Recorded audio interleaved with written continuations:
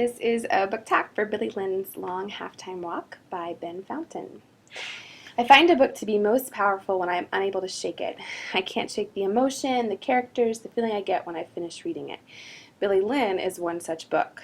Part war story, part social commentary, part satire, the book follows Billy Lynn as he and his battalion are on leave from Iraq and spend time as the heroes on parade during a Dallas Cowboys halftime show with Destiny's Child performing alongside them.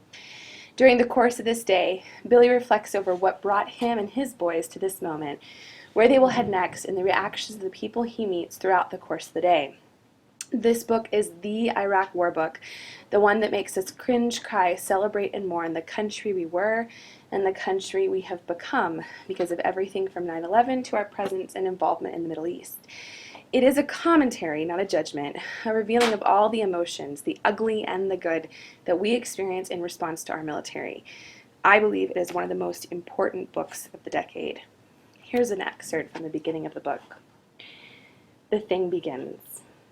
The men of Bravo are not cold. It's a chilly and wind-whipped Thanksgiving day, with sleet and freezing rain forecast for late afternoon. But Bravo is nicely blazed on Jack and Cokes, thanks to the epic crawl of game day traffic and the limo's minibar.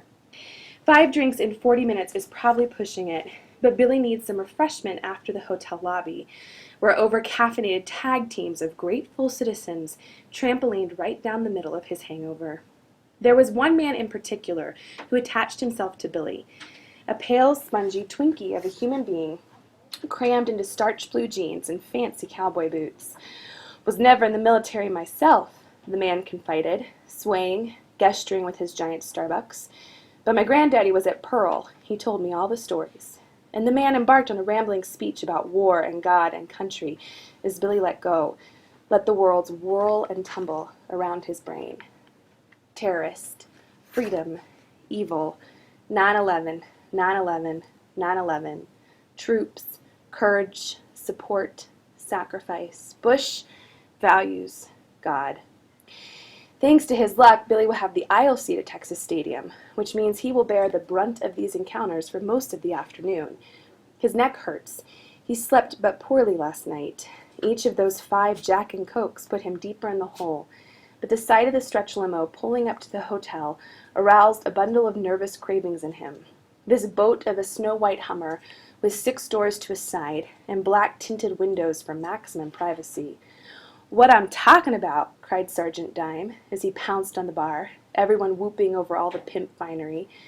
But after destroying all hopes for a quick recovery, Billy subsides into a gnarled, secret funk. And so begins the story of Billy Lynn's Long Halftime Walk.